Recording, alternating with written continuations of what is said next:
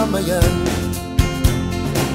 yak na paninirahan, trabahong makatao, may sahod at benepisyo. Taong bayan, ipanalo, taong bayan sa Senado, taong bayan, bayan naman, taong bayan, panalo ka dyan. Taong bayan, ipanalo, taong bayan sa Senado, taong bayan, bayan naman, taong bayan, panalo ka dyan. Edukasyon at kalusugan, kalikasan at kabuhayan, isulong ang karapatan, katarungan at kalayaan. Taong bayan, ipanalo, taong bayan sa Senado, taong bayan, bayan naman, taong bayan, panalo ka dyan. Taong bayan, ipanalo, taong bayan sa Senado, taong bayan, bayan naman, taong bayan, panalo ka dyan. Simpleng panawagan, batayang mga kailangan, maging habang buhay, taong baya'y magtatagumpay. Taong bayan, ipanalo, taong bayan sa Senado, taong bayan, tayo naman, taong bayan, panalo ka dyan. Taong bayan, ipanalo, taong bayan sa Senado, taong bayan, tayo naman, taong bayan, taong bayan, makabayan, panalo ka dyan.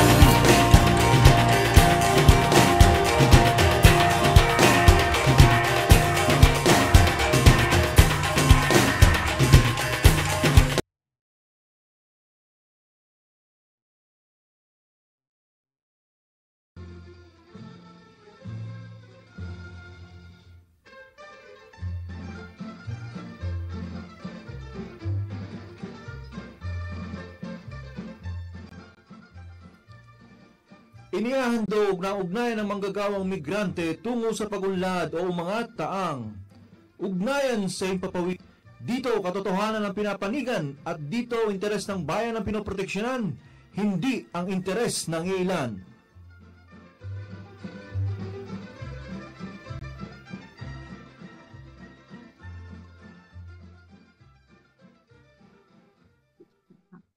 Okay, so magandang gabi po sa inyong lahat. Pasensya na po at medyo na-late tayo ng almost 40 minutes, no? Nagkaroon lang po ng medyo technical problem.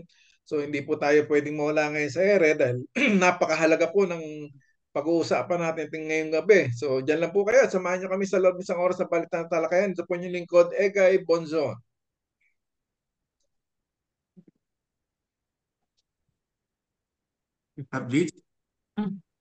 Magandang gabi po sa inyong lahat. Ito po si Tito Centeno de Jesus mula po dito sa Bologna at salamat po sa inyong pag-iintay dahil sa hindi pwedeng mawala kami ngayong gabi. Kaya sana po ay pagtyagaan nyo kami hanggang mamayang hating gabi ba? Aabot nga ba tayo hating gabi? Mapagpalayang umaga, tanghali, hapon at gabi sa mga panig ng mundo. Tayo ay malaya ngayong gabi Kaya tayo nasa ating ika-215 episode. Lahat tayo ay nagbubunyi. At yan ang tatalakayin natin ngayong gabi. Huwag po kayong bibitaw. Pero, reminder po, tulad ng lagi namin paalala, please like and share po ng ating mga episode dito sa Ugnayan sa Himpapawid. At meron po tayong YouTube channel ng Ugnayan sa Himpapawid na kung saan pwede nating balik-balikan ang mga nakaraang episodes at syempre itong 215 episode natin ngayong gabi. Tulad po na nabanggit namin kanina, huwag po kayong bibitaw. Meron pong balita at syempre ang kasama natin ngayong gabi si Father Bishop. Si Bishop Si Bishop. Pablon. Bishop, good evening. Bishop Pablon. I'm sorry, si Bishop Pablon pala. Gandang gabi po. Naka-mute kayo, Father. Bishop. Magandang gabi sa ating lahat. Talagang masaya tayo at maganda talaga ang ating gabi ngayon. Kumusta kayo? Magandang mood. Siguro bago tayo mag-umpisa, no? Kap Cressy, pakibuhay yung video mo. Kap Cressy. Magandang gabi po sa ating lahat. Maganda rin ang mood ni Bishop. Talagang hesbing-hesbi.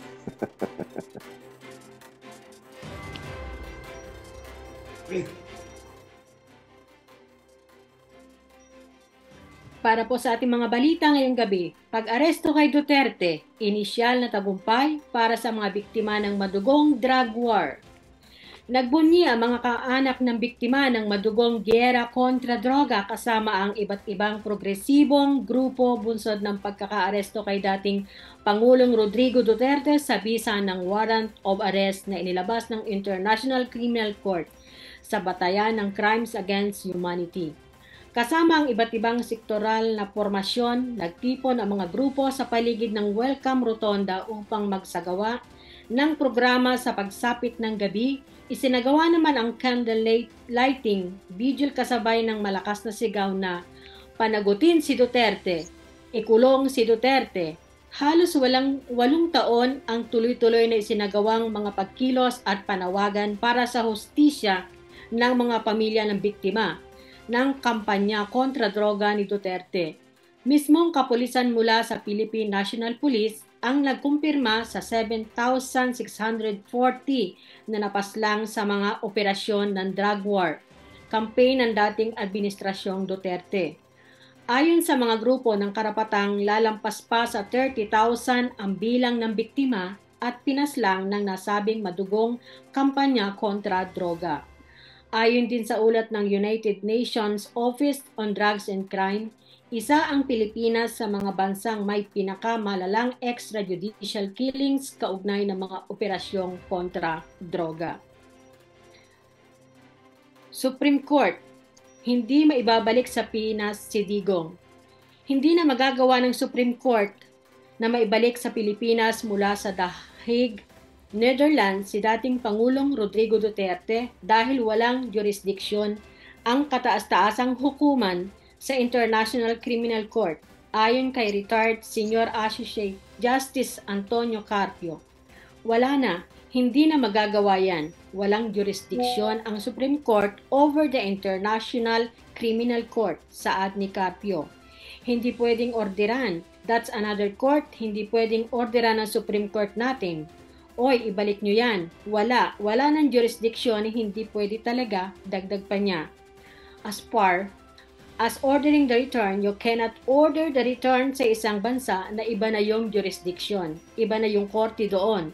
Saad pa niya, kaugnay ito sa inihaing magkahiwalay na petitions for the writ of habeas corpus ng mga anak ng dating Pangulo na sina Sebastian Duterte at Veronica Kitty Duterte na hinihiling na pabalikin sa bansa ang kanilang ama.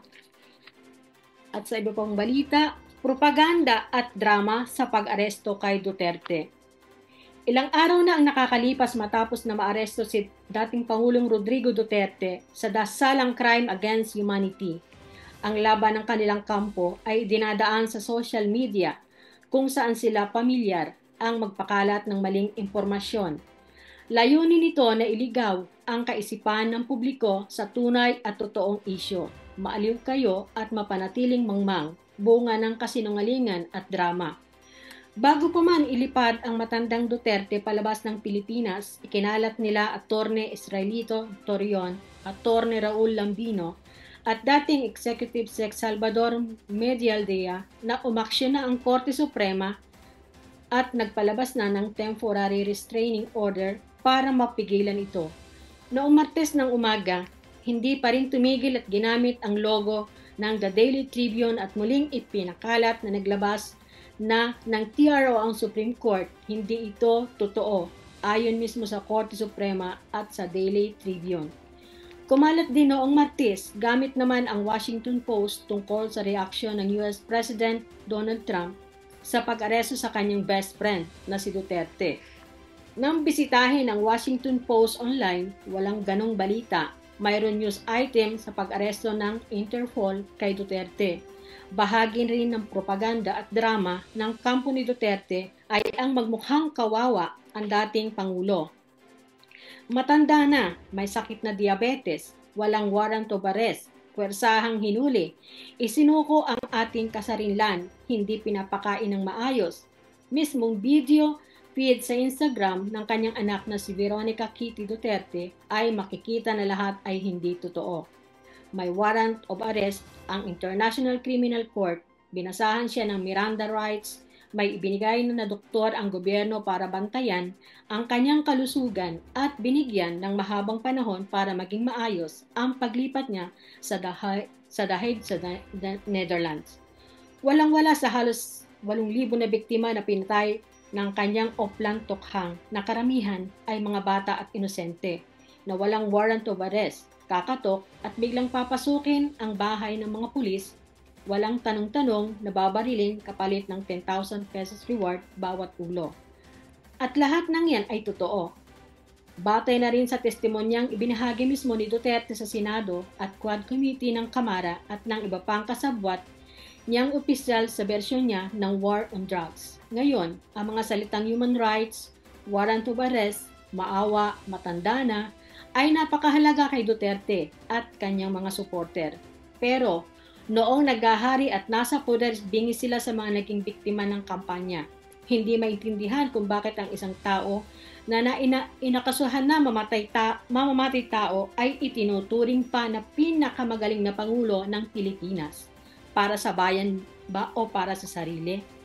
Ang kinuha niya na libu-libong buhay ay hindi na maibabalik. Lahat ng ating ginagawa ay may mabuting intensyon para sa iba. Walang kwestiyon. Pero kapag idinaan mo na sa iligal na paraan, may kaakibat itong responsibilidad at parusa. Sa batas ng tao at higit pa sa batas ng Diyos, bawal ang pumatay. Marahil ay hindi namatayan ang ilan sa mga taga-suporta ni Duterte kaya nabubulagan sila sa pananagutan nito. At sa huli, ang mga nagpapaliwanag at sumasandal sa katotohanan ang nakakaranas pa ng mapanlalait, panggigipit at banta sa buhay mula sa kanilang kampo. Hindi pa kayo nagsasawang pumatay. Mag-ingat, maraming manggugulo at malikot ang isip para magpakalat ng misinformation. At sa huli pong balita, DDS, kailan kayo magigising?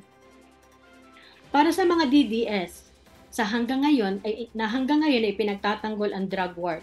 Hindi ba sapat na leksyon ang Colombia? Hindi pa sapat na aral ang bansang nilunod sa dugo, ginamit ang dahas at walang napala kundi kahihiyan? Alam nyo kung bakit kayo pabor sa patayan? Kasi hindi nyo naman kaanak ang pinatay. Hindi kayo ang nagluluksa. Hindi kayo ang nawalan. Ngunit tama ba na dahil hindi kayo ang nawalan, ayos lang ang extrajudicial killings? Sana malaman nyo na may ibang paraan, hindi sundalo ang kailangan, kundi doktor. Hindi pulis ang sagot, kundi mas maraming rehabilitation centers. Hindi patayan ang solusyon, kundi tamang edukasyon at oportunidad sa trabaho. Ngunit hindi yon ang ginawa ng gobyerno. Ginawa nilang band-aid solution ang patayan dahil hindi nila inayos ang mismong sistema. Hindi nila tinutok ang solusyon sa ugat ng problema. Sa ang kahirapan, kawalan ng trabaho at kakulangan sa rehabilitation para sa mga may substance use disorder. Kaya hindi mawala at mabilis bumalik ang droga dahil hindi nila tinugunan ang dahilan kung bakit may lumulubog sa bisyo. Pero ang mga batang napaslang na walang malay at inosente, hindi na kailanman babalik. Walang rehabilitation na walang malay at inosente, hindi na kailanman walang rehabilitation para sa buhay na inagaw ng bala. Ayon sa Drug Enforcement Agency, sa mahigit 1.3 milyong sumuko sa Oplan Tokhang mula 2016 hanggang 2022, kulang sa 10% lamang ang naipasok sa rehabilitation programs. Mas marami pa ang pinaslang kaysa nabigyan ng tamang tulong. Ayon pa sa datos ng Department of Health, mas mababa pa sa 5% ng drug users sa bansa ang nangangailangan ng intensive rehabilitation. Ibig sabihin, karamihan sa kanila ay maaring gamutin sa komunidad, pero mas pinili ng gobyerno ang patayan kaysa tunay na rehabilitation. Samantalang sa Portugal na nag-focus sa public health solutions, bumaba ang drug-related deaths ng halos 80%. Sa Switzerland, ang kanilang harm reduction approach ay nagresulta sa pagbaba ng HIV cases at drug-related crimes. Sa halip na pumatay, tinulungan nila ang mga nalulong sa droga na makabangon. Malinaw ang mensahe nila sa mundo. Kung tunay nating hangad ang mas ligtas sa mga lansangan, hindi patayan ang sagot, reforma, edukasyon at rehabilitation ang tunay na solusyon. Ang krimen at droga ay sintomas ng mas malalim na sakit ng lipunan. Kahirapan, kawalan ng oportunidad, at sistemang bulok na hindi nagbibigay ng patas na laban para sa lahat. Ngunit anong ginawa ng DDS?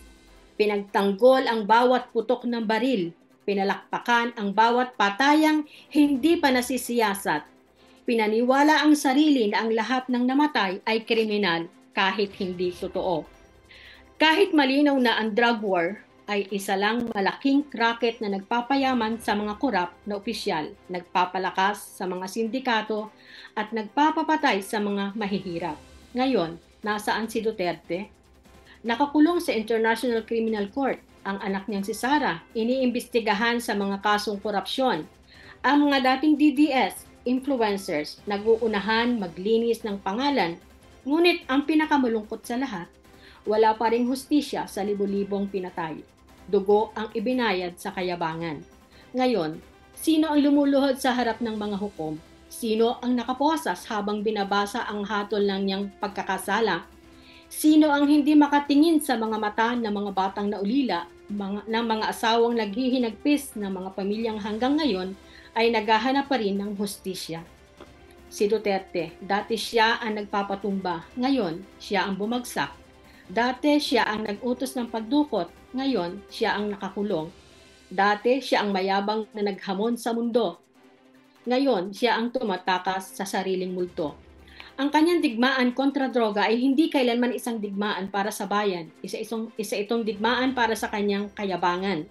Isang trahedya kung saan ang Pilipinas ang naging libingan ng mga pangarap na mga inosenteng buhay ng hustisyang dapat sana'y pinangalagaan. Ngayon ay wala na siyang magagawa. Ang hukuman ng mundo ang nagbigay ng huling hatol. DDS, ano ngayon? Habang nakakulong si Duterte, kayo na lang ang natitirang humahawak sa isang kasinungalingang bumagsak na. Kaya mga DDS, ito ang tanong, mananatili ba kayong bulag sa kasinungalingan? O handa na kayong magising? Ang kasaysayan ay hindi na mababago. Ang libu-libong pinatay, hindi na muling mabubuhay. Ngunit mayroon pang pagkakataong kumawala sa kasinungalingan. Ang tunay na sagot sa droga ay hindi ang pagpatay kundi ang pagprotekta sa tao. Ang tunay na sagot ay hindi takot kundi hustisya. Ang tunay na sagot ay hindi ang pagsamba sa isang leader kundi ang pagiging bukas sa katotohanan. Hindi pa huli ang lahat para sa Pilipinas, pero kailangan nating piliin ang mas matalinong paraan. At diyan po natatapos ang ating balita mula sa Abante Tonight at Manila Today. Crescent del Carmen po, magandang gabi sa ating lahat.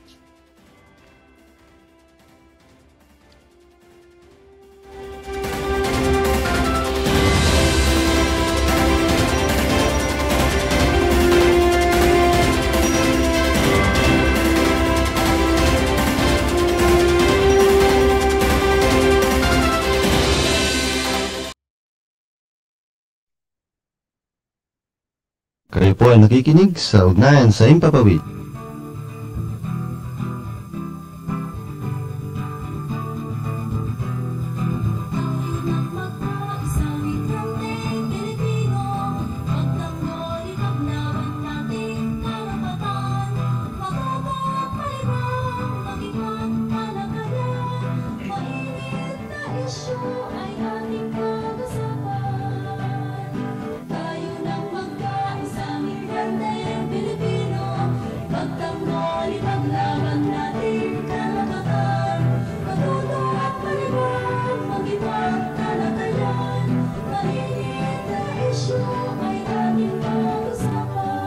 Ugnayan sa Himpapawid, programa ng migranteng Pilipino. Ugnayan sa Himpapawid, mula Pilipinas hanggang Roma ang ating kwento. Ugnayan sa Himpapawid, programa ng migranteng Pilipino, sariwang balita, buhat sa bayan ko. Ay ating pag-usapan. Okay, so mainit na issue ay ating pag-usapan. Muli po ang aming paumanhin na paghingi ng pasensya sa inyo dahil halos isang oras tayong na-delay dahil sa technical problem.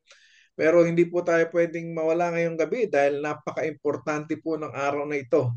No, kumbaga ito ay isang makasaysayan. Ito ay naitala na naman sa kasaysayan ng ating bansa, no? Ng ating lipunan. Pero bago ang lahat, bago tayo pumalaot sa ating talakayan ngayong gabi, iniling ko lang si Cap Cressy, magbukas ka ng video mo.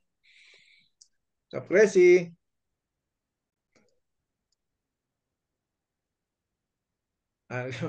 Okay, siguro bago tayo magano dahil sa tagumpay ng taong bayan, isang munang group Hague. Group Hague. Group Hague pala yun. Ikaw nga, di ba, ano yun kumbaga, simboliko yan, symbolic yan na pagkakaisa natin, tapos yung pinuntahan nung tiranikong si Duterte sa The Hague, no? Para harapin yung mga patong-patong na kasong ano niya, no? So, Kapdi, siguro pakiano mo na yung konteksto, tsaka ano, para mag-umpisa tayo. Magandang gabi po uli. Ang ating pong tema ngayong gabi ay syempre, yung talagang mainit-init pa. Biyahe tungo sa ICC, katarungan para sa mga biktima. Ang sabi nga doon sa pelikula, Hello Hague, Goodbye Pinas. Ayun. Sa konteksto po, magkahalong tagumpay at kabiguan, tuwa at galit ang namayani sa mga puso at damdamin ng sambayan ng Pilipino noong tuluyan ng naaresto ang dating Pangulong Rodrigo Roa Duterte nitong ika-11 ng Marso 2025. Tagumpay at tuwa para sa matagal nang nagsusulong ng kasong Crimes Against Humanity sa International Criminal Court at sa mga pamilya ng mga biktima ng extrajudicial killings sa ating bansa. Galit naman at kabiguan sa mga taga-suporta ng dating Pangulo dahil sa di inaasahang pagkakataon na ma-serve ang warrant of arrest mula sa ICC sa pamamagitan ng Interpol. Makaraang makalapag sila sa Naiya Airport pagkagaling sa Hong Kong at inihatid na ang dating Pangulo sa The Hague, Netherlands upang doon manatiling nakapiit habang dinidinig ang kaso laban sa kanya. Kabi-kabila ang mga espekulasyon at mga mali-maling impormasyon na kumalat sa social media. Pati na nga ang mga post ni Kitty Duterte, anak ng dating presidente, na waring nagpapaawa at humihingi ng katarungan at pumupuna sa kawalan di umano ng warrant of arrest, paglabag daw sa karapatang pantao at kabastusan ng mga kapulisan sa pamumuno ni CIDG Chief Major General Torre. Ito ang realidad ng buhay. Hindi panghabang panahon ng kapangyarihan, maging ang pangil ng batas ay maaari ding matikman ng mga dating nagahari-harian. May kasabihan nga na justice delayed, justice denied. Pero darating din ang panahon na justice granted. Kaya hindi pa tapos ang laban. Nasa daan na tayo ngayon ng pakikipagtungkalian laban sa kadiliman at kasamaan. At hindi tayo titigil hanggat di nakakamit ang katarungan para sa higit 30,000 naging biktima ng madugo at barbarong drug war at EJK. Simula lamang ito ng paniningil at may mga susunod pang mga personahe na nanguna at naging kasangkapan sa krimen laban sa sambayanan. Katarungan para sa mga biktima, Duterte, Singilin. O ayan. Mainit pa. Group Hague ulit. Group Hague.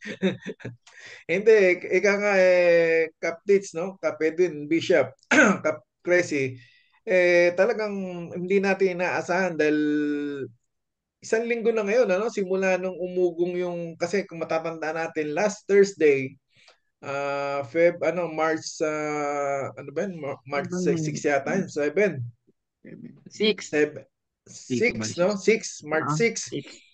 Hindi pumutok sa balita na nagpunta ng Maynila si Duterte, no? Kasi Friday morning, bumiyahe siya papuntang Hong Kong. Pero Thursday night, March 6, nagpunta siya ng Maynila at nag-stay siya sa Taguig. Sa Taguig. Oh. Sino yung nasa Taguig? Mga Cayetano. So, ibig sabihin talagang planado. Tapos alas 8 ng umaga, bumiyahe yata sila sa Hong Kong, no? Tapos nung hapon, kumalat na yung balita na lumabas ng si Duterte. At doon na nga nagsimula yung spekulasyon na mukhang totoo nga yung nalalabas na yung warrant of arrest ng ICC. No, pero parang iiwas siya, ganun. Oo. Tapos una nga, 'di ba, sabi nila atin lang ng event sa Hong Kong. Sa Hong Kong. Totoo naman na nagkaroon ng event.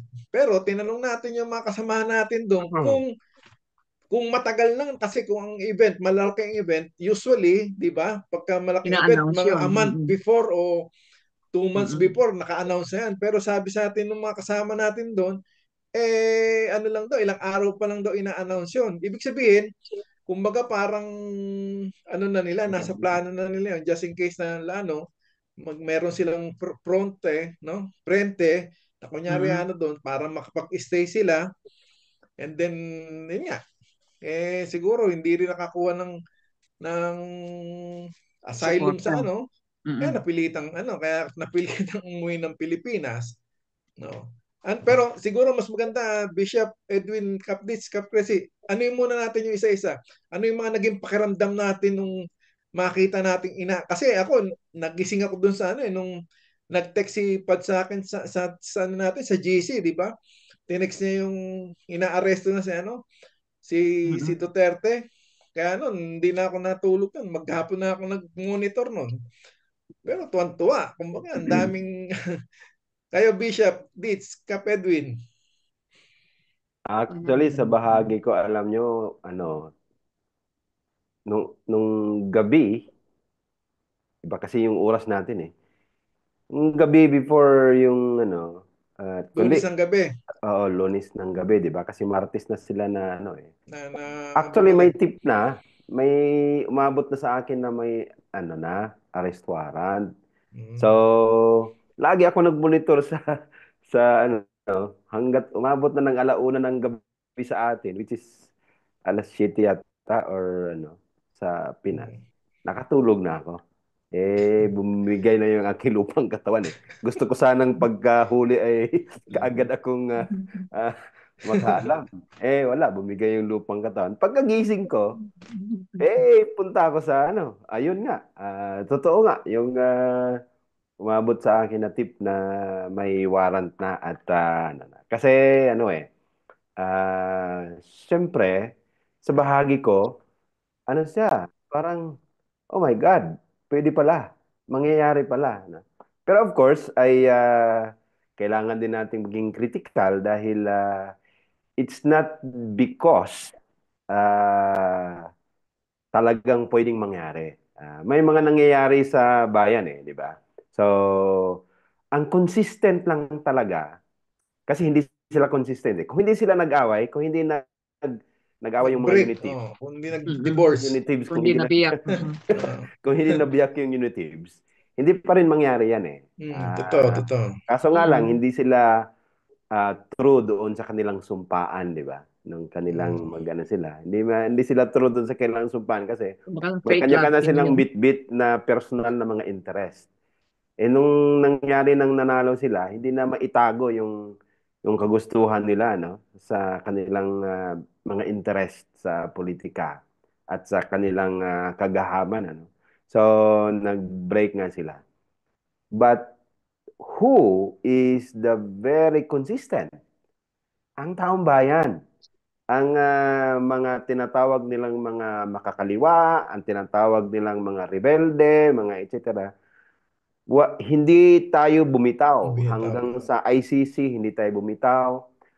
At yun na nga. Actually, kung sa akin, ito yung ano dapat pag nag-umpugan yung mga naghaharing uri, dapat ang mga ordinaryong mamamayan ay may benepisyo. So ito ngayon yung benepisyo nung pag-umpugan nila na tayo ay hindi bumitaw.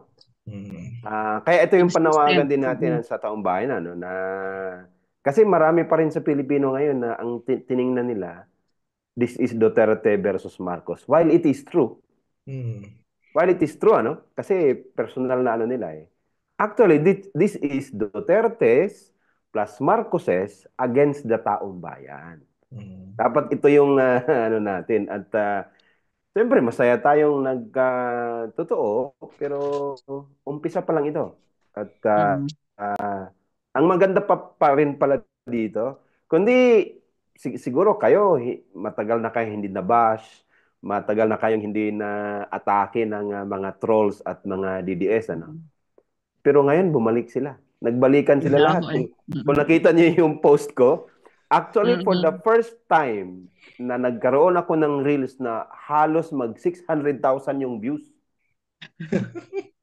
Pero, kalakan doon, karamihan doon, mga trolls, mga bashers, mga DDS, etc. Kahit ano na lang yung sinasabi, wala na sa topic eh.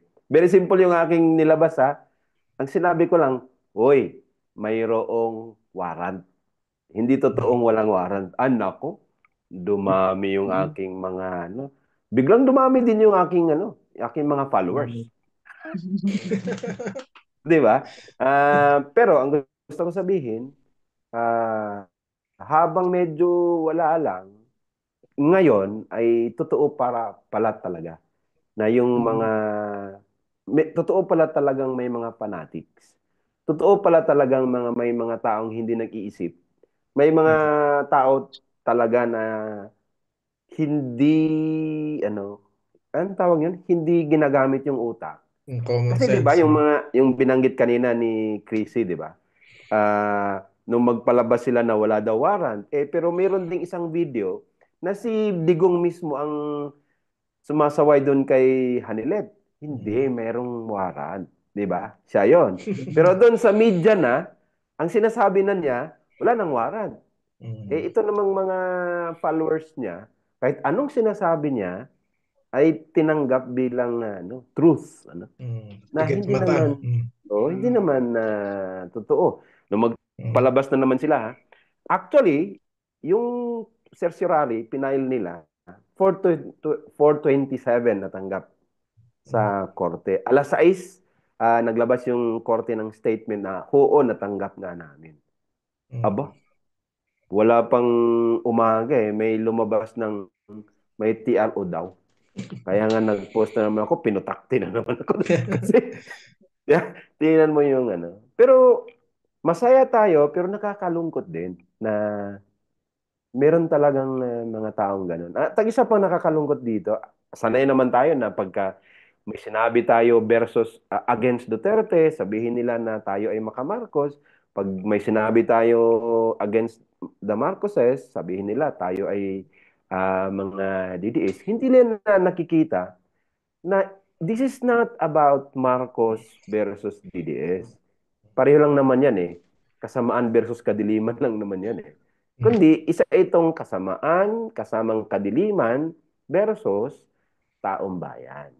Pero sabi nga natin, group hug tayo, di ba? Group hug. Group hug. Kasi, di ba? Group hug.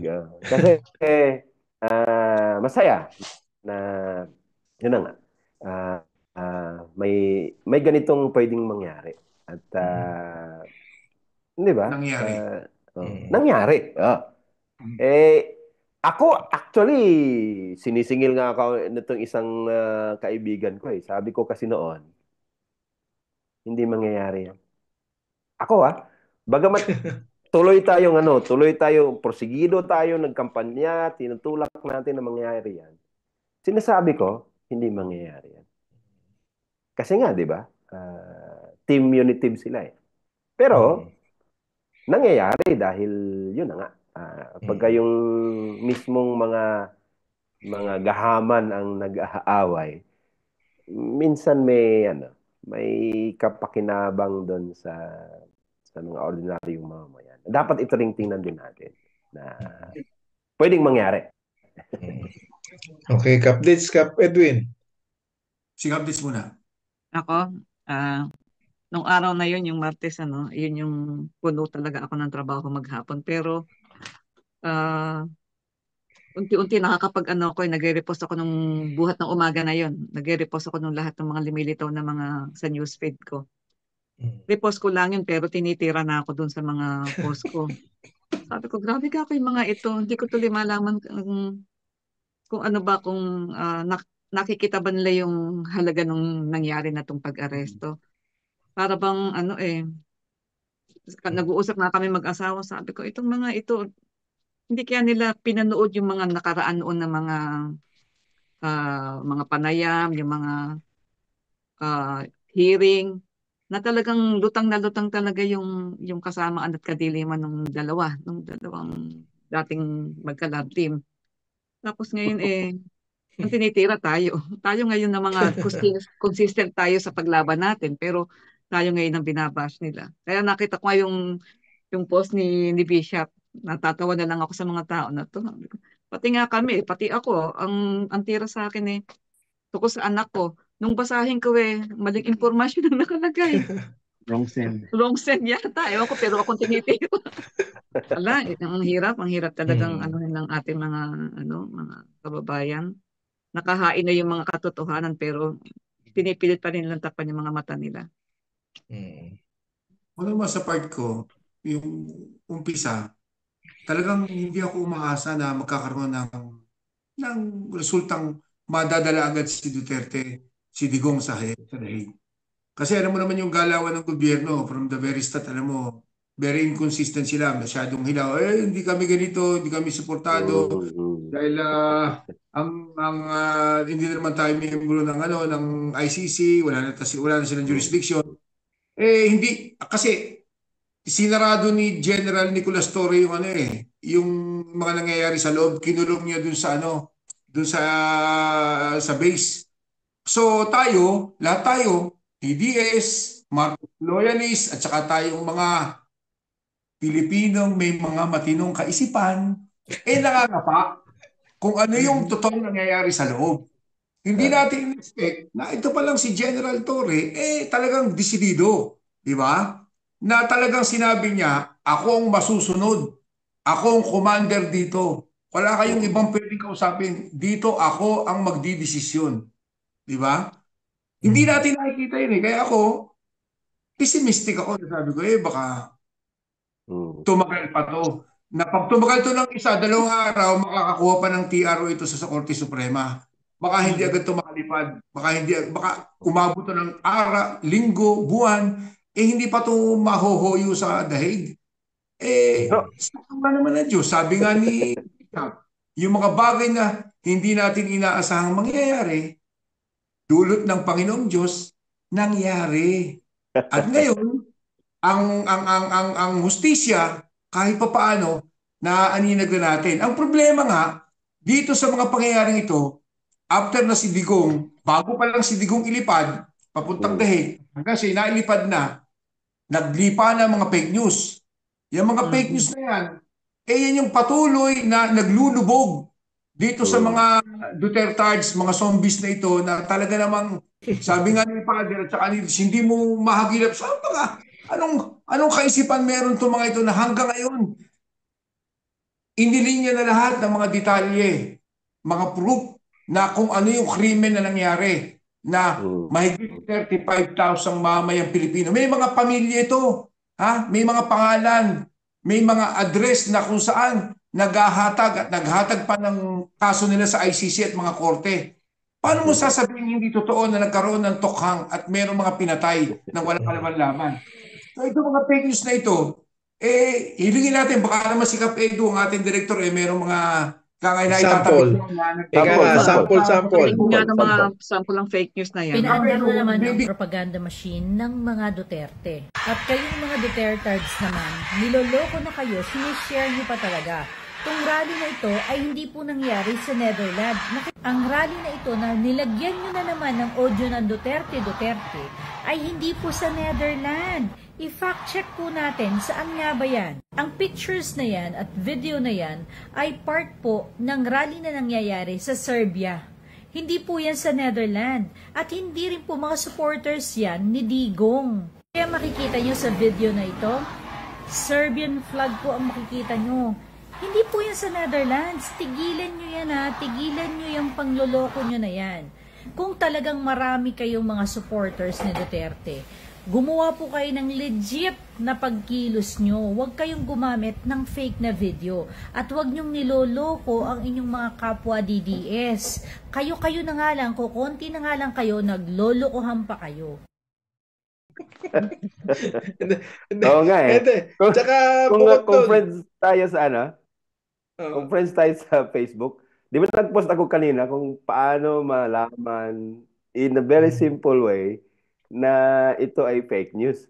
Kasi yun ang nakita ko eh. Sabi ko, hala, meron na naman ganito. Kaya salamat din sa sample ni Kapida. Madaling mag-check eh. Kasi nag-attend kami noon ng seminar eh. Yung pag-check ng mga fact-check, yung mga ganun. Tama. Makikita talaga. Siguro ang ano natin dyan eh, ang ano dyan, di ba, ang unang-unang mga ano nga nila dyan, yung unang peking news na sinasabi nila, bakit kayo, hindi naman tayo pwedeng, ng ICC dahil kumalas na tayo. Di ba, ilang legal expert, kaya nga sabi nga dito sa sa Facebook kanina University of Facebook for Law of for dumami mga abogado. Dumami bigla yung mga abogado eh. Pero isa lang masasabi natin, no? Sa mga DDS, yan, katatawag nyo ng bangag kay BBM, pinagtripan kayo ngayon. Alam nyo, yung sinabi ni Kap Edwin kanina, actually, kahit hindi natin nakikita, sigurado akong madadala sa kasi alam ko na na-aristo na. Sigurado akong madadala kasi yung pinanood ko, yung basis pa rin nila sa certiorari asking for TRO at kahit yung andun ngayon kay kina Veronica Kitty or Basti, ang ini-invoke pa rin nila ay wala na tayo sa ICC. Actually, panggulo na lang to eh. Kasi yung mga abogado na yan, kahit si Bongbong alam nila eh, yung Supreme Court noon pa, sinasabi na, nag-rule na na kailangan pa rin mag-cooperate. Kasi bagamat umalis na tayo, yung crime ay nangyayari bago pa tayo umalis at na-file pa yung kaso, di ba? So, ito yung ginagawa nila, pang na lang to.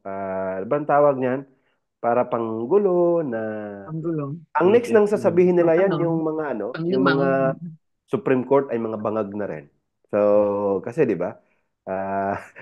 Yun ang sasabihin nila, mga appointee ni Marcos, etc.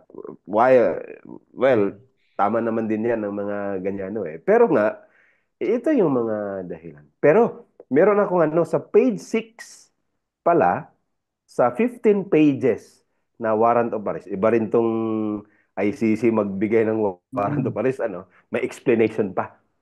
15 pages. Sa page 6, nabanggit pala doon ng prosecution, nabanggit doon na hindi lang patayan yung inihain nila na mayroong rape at mayroong torture sa page 6 doon. Ako nga, pati ako nagulat eh. Nung nabasa ko yung warrant, pati ako nagulat eh. Kasi di ba tayong sa isinabit na mga ebidensya, etc., ay meron din palang rape at torture. Naisip ko, yung pala mga sinasabi ni Digong noon na, di ba may biro siya na, bakit hindi nyo, dapat pinauna yung mayor, di ba? Ibig sabihin nun, it was a joke. Gusto nilang joke lang talaga yon. Pero ang joke pala na yon ay nanggagaling sa isang nangyayari, isang katotohanan involving either Digong, nanood si Digong, or inutos sa uhan niya. Kaso lang, sabi doon sa huling bahagi ng hindi masyadong ebidensya, kaya hindi kasali itong torture at rape doon sa the chamber found that this was not enough evidence, there was not enough evidence to establish a clear connection between these acts and the broader attack. So as a result, these allegations were not included in the warrant of arrest. Pero it does not mean na wala na, hindi na tingnan yon. Sa ngayon, wala pang mga inallege na, pero hindi pa matibay ang ebidensya. So, binanggit ko lang yan dahil hindi lang pala patayan eh. Before pinatay may rape. Before pinatay may torture na nangyayari. Ganun ka, di ba? Matindi rin naman yung ICC na yan. 15 pages yung warrant of arrest. Lalo nang malulung sa utak ng mga DDS yan, kaisip kung babasahin nila. Hindi na nagbabasahin yun. Hindi, ang isang di ba, nakakatawa nga dito, sabi nila una, hindi pwedeng i-apply ang sa atin ng warrant of arrest dahil hindi na tayo member ng ICC. Ang ICC. Pero nung lumabas na yung warrant of arrest, ang naman nila, ang depensa naman nila, may nilabag kayo sa Article 59 ng Rome Statute. Mga naging abogado nga. Hindi, tanong nga doon, contradiction yun eh. Unang-una, sinasabi mo hindi na tayo member, tapos i-state mo yung Article 59 na kasi may nakalagay doon, bago siya dalhin sa kailangan dumaan siya sa judicial pinaliwanag na ng DOJ natin yan na dumaan naman sa ganung proseso dahil hindi sila papayagan ng ICC na dalhin si Marcos si Duterte dun sa dahig kung hindi doon sinunod yung yun. Dahil ang DOJ sabi nga ang DOJ may purpose yan na quasi-judicial. Hindi lang yung kumbaga parang korte na rin yan. No? At saka yung sa usapin ng sa usapin ng international law, sabi nila labag yan sa sovereignty natin. Hello, nagbabasa ba kayo ng constitution natin? Ito, nakasulat sa constitution natin, 1987 Constitution.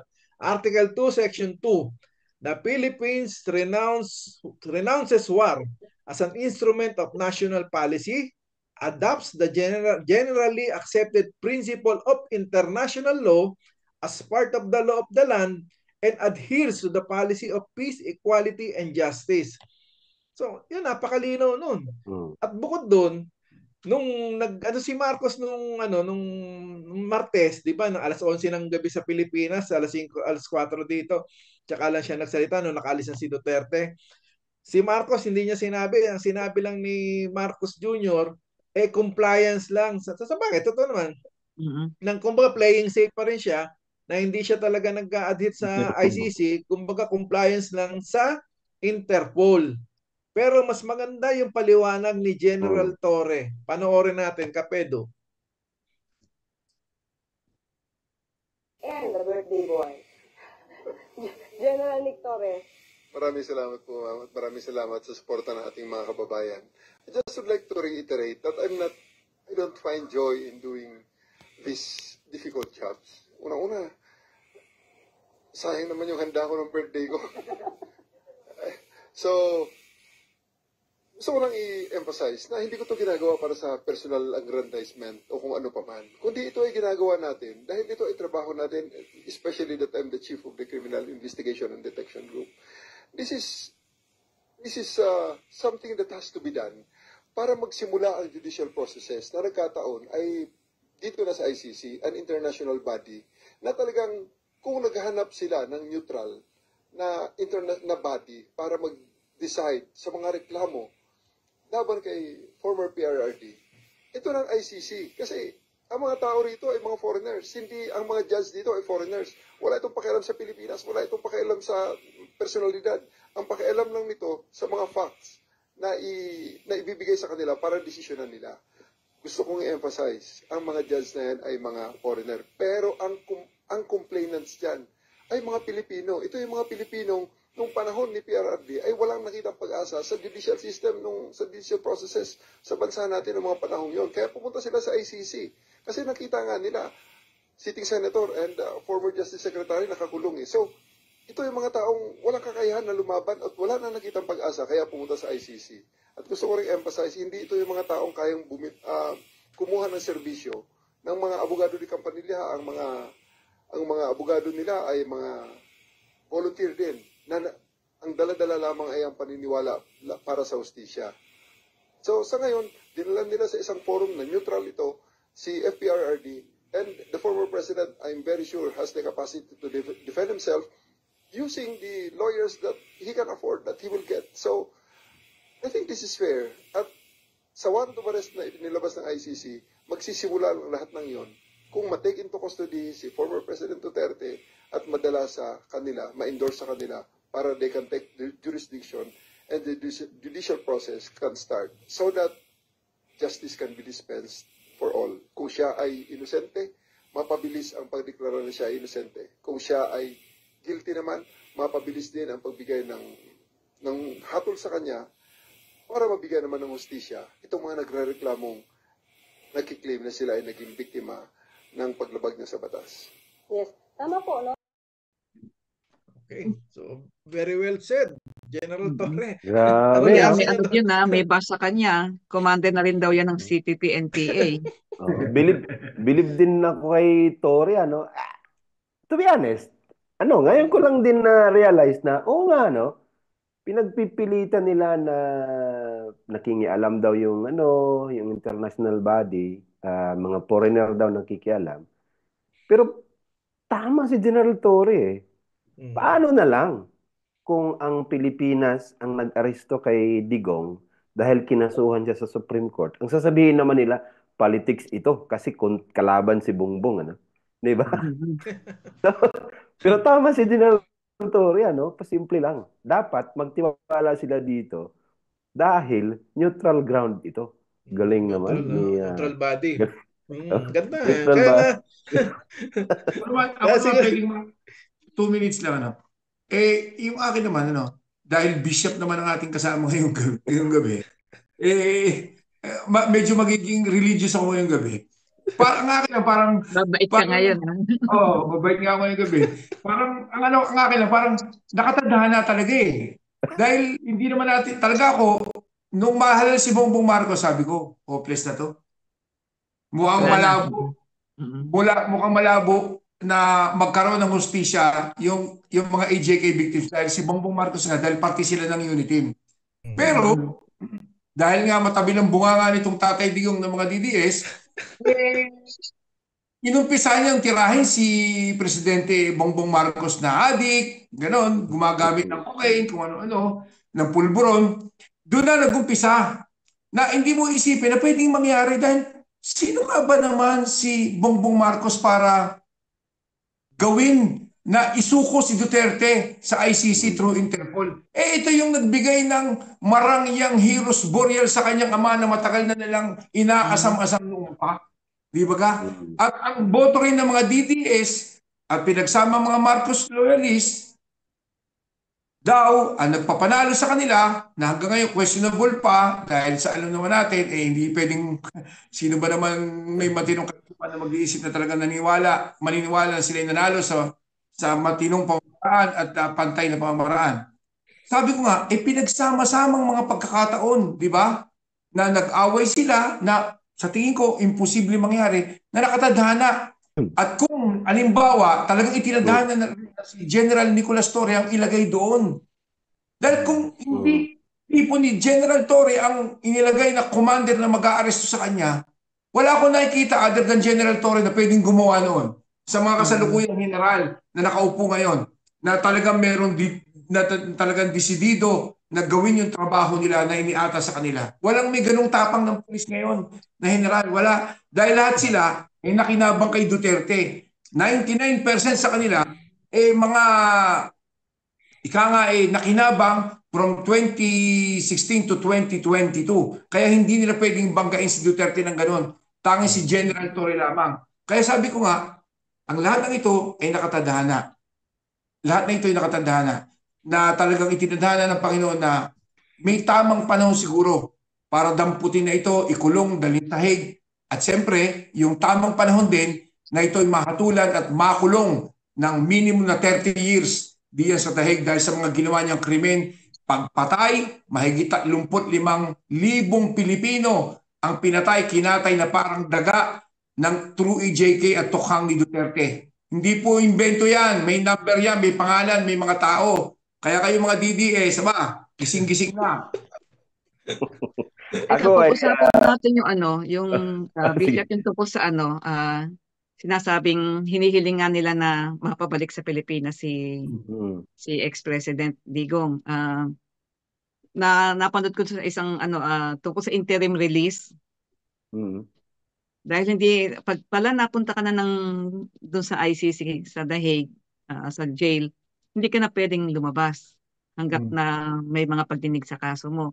So, yung hinihiling nila ngayon na dapat daw ay mapauwi dahil matanda na o kaya house arrest daw, hindi pwede.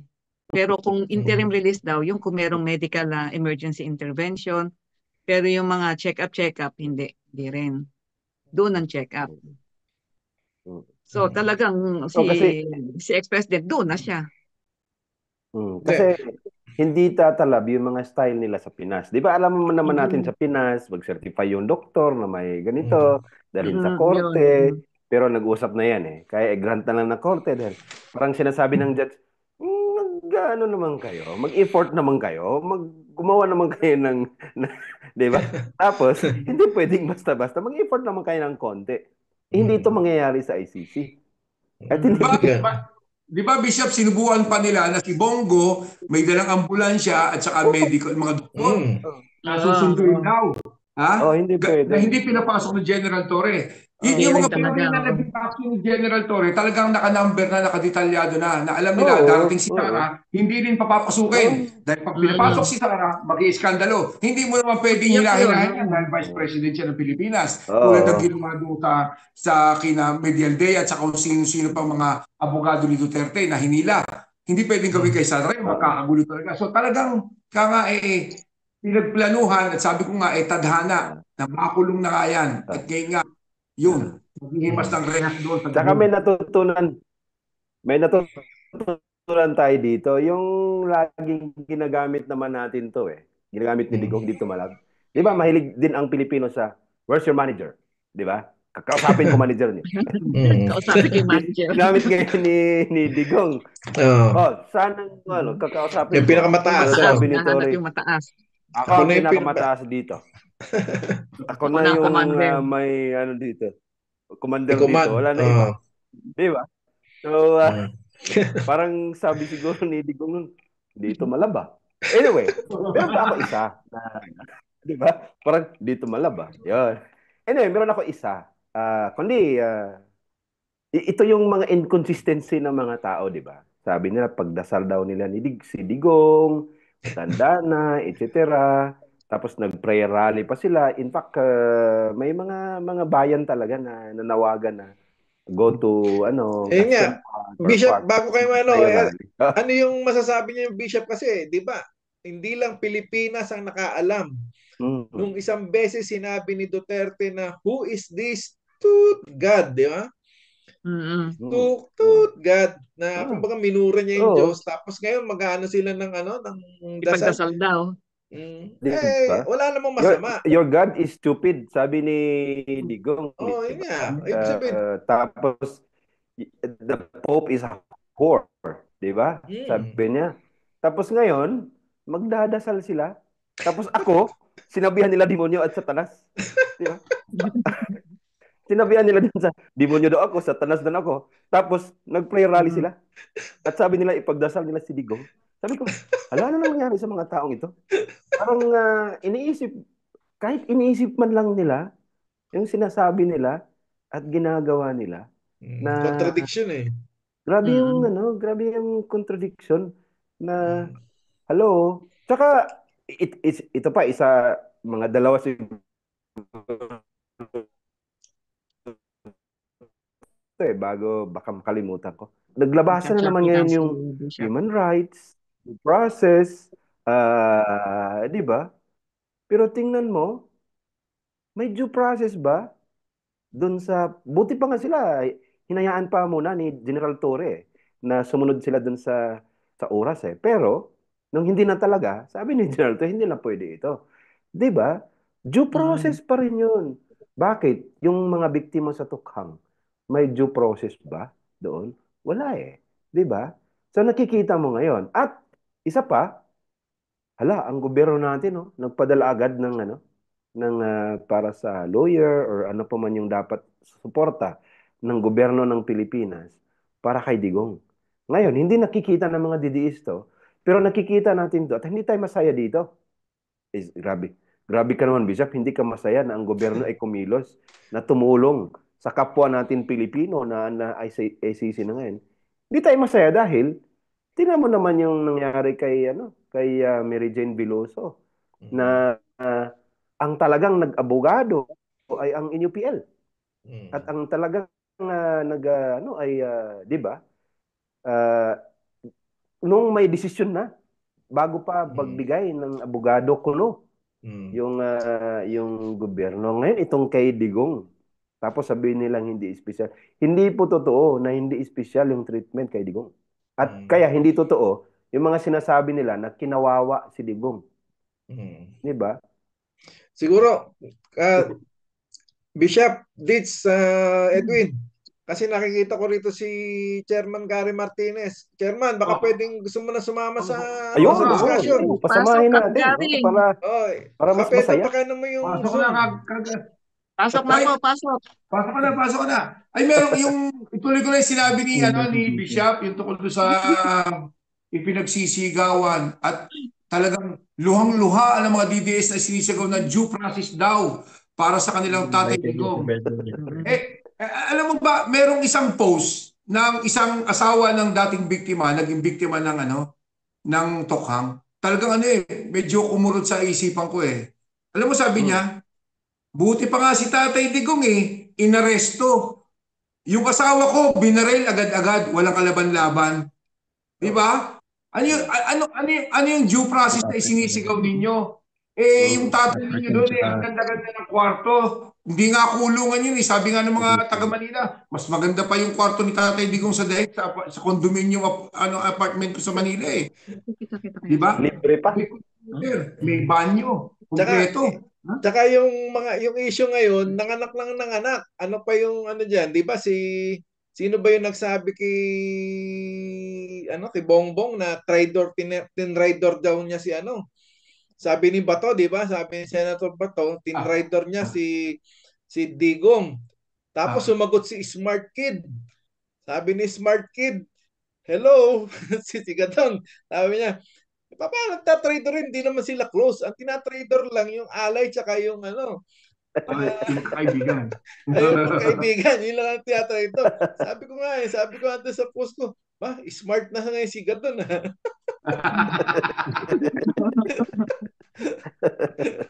Hindi, kumusta naman natin ngayon si human rights lawyer Harry Roque. Yung panawagan niya. Hindi siya makaporma ngayon dahil uhulihin siya siya lang yung qualified na yung kumbaga may tawag dito accredited na international ng ICC. Kaso may may sabit siya, hindi siya makaporma ngayon. Asa kaya ngayon yun pero nananawagan siya ng EDSA. Yan. Tama yung mga nakalagay na post sa Facebook na dapat kasuhan yan ng sedition o tsaka rebellion dahil sa panawagan niya na pag-aalsa. Naghihikayat siya ng mga tao na pumunta sa EDSA para pabagsakin yung gobyerno. Mukhang kakasuhan na nga yan na talagang hindi na makakabalik yung tambunting na yan pagdating sa... Asa kaya yun Kasi Kapeto, wala pa si Chairman? Okay. Actually, actually kung tingnan nyo, ang totoong nag-traidor, ito mga totoong nag-traidor Una, Saan ba si Bato? No, magka-aristuhan na. Ang palusot ni Bato, andun daw siya sa Kambundukan, nag-ngampanya. Hello, hindi man yan cellphone ko, yung cellphone niya. Alam natin, yung mga cellphone nila, nakadirekta yan sa kung saan eh. Di ba? Ang mamahal ng ano niyan, mga yung satellite ang ano yan, satellite operated satellite yan. Tapos sabihin na walang ano. Actually, nag-trader yun. Nagtago yun. Kasi, akala Sabi niya, niya, sasamahan daw niya hanggang sa huli si, ay yung mga ganyan, katulad nandiyan ng asawa. Yung bang, ililibing na yung, yan o, sama ko sa iyo, sama ko sa iyo. Pag itulak mo, magagalit yan. Magagalit yan. So, ganyan yun. Sabi ni Robin Padilla, sila daw ay pupunta doon. Samahan nila tatay nila. Si Bato, sabi niya, I will go to hell.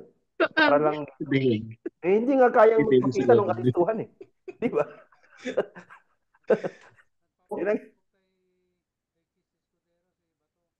Akala niya talagang consistency si Bato. Dahil si Bato, talagang dito niya iiwanan, sasama siya eh. Tapos doon sa isang interview, sa Senado. Doon sa isang interview, sabi niya, kung lalabas ang warrant of arrest, magpapahuli ako, magpaparesto ko.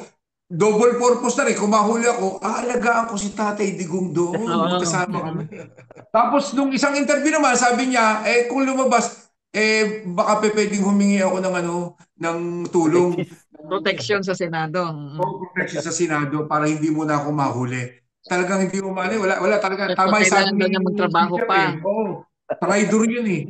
Ang talagang nagpatunay na siya ay talagang loyal sa kanyang tatay ay yung super alalay. May dala pang pizza. Yun nga lang, ang kaisipan sa mga mamamayang Pilipino, ano yung flavor ng pizza ang dala ni Buong ko?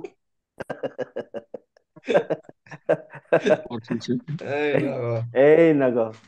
Alam nyo yung mga nangyayari. Actually, hindi ko lang banggitin ang pangalan nito kasi kaibigan ko to eh. Noon, ewan ko lang kung magkaibigan pa kami ngayon.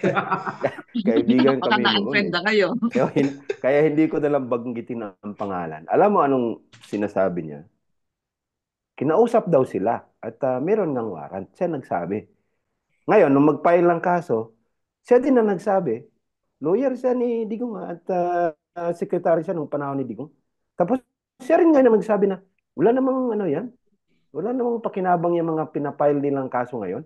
Kasi wala na, hindi na pwede. Ba't ka mag-produce the body kasi yung writ of habeas corpus, diba? Writ of habeas corpus. Produce the body. Paano po produce ang body na andun na ang body? Nakita na at commit na doon sa korteng nag-issue ng warrant. Paano ka pa mag-produce the body? Ang i-produce the body, yung hindi nakikita, dapat i-produce. Nakikita. Mula ng aristuhan ay nakikita, di ba?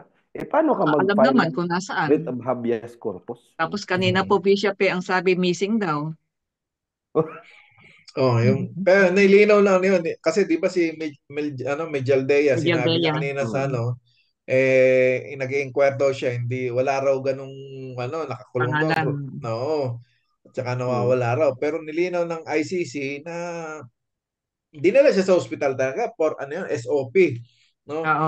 Kasi sa preliminary parang sa Pilipinas din bago ka ikulong, bago ka may medical check-up muna, kumpleto, para matiyak na nasa in good health ka.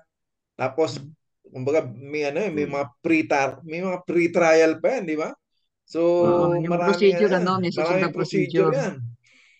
Tapos, so, kung susundan yung procedure na yon at yung sinasabi nilang mga hanggang 8 taon, yung hearing. Process, more or less. So, ilang taon na ba ngayon si Duterte? 80 na sa March 8. So 80 plus 8, 88 siya. Kaya pa ba? So, actually, kawawa naman din talaga. Totoo naman kawawa. Kasi 80 anyos na eh. Parang sa tatay ko. Ang tatay ko 18.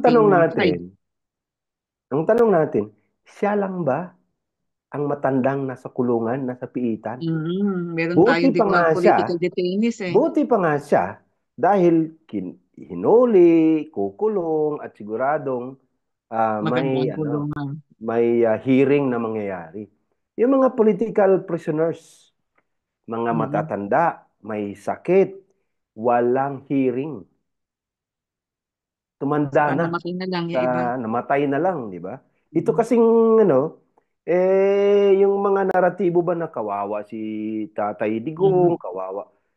Kasi kaya ginawa din ni Medaldia yung ganun na maglabas ng ganung statement kasi alam niya may kakagat. Yung simpatya, kukunin niya yung Diba? simpatya ng tao. May kakagat. Si Hanilit naman pala yung nagsabing walang warrant. Si Digong naman pala nagsabi na hindi, mayroon ng warrant. Ngayon, kung lumalabas, walang warrant. Pati yung pagbabasa ni General Torre, actually, naintindihan ko si General Torre.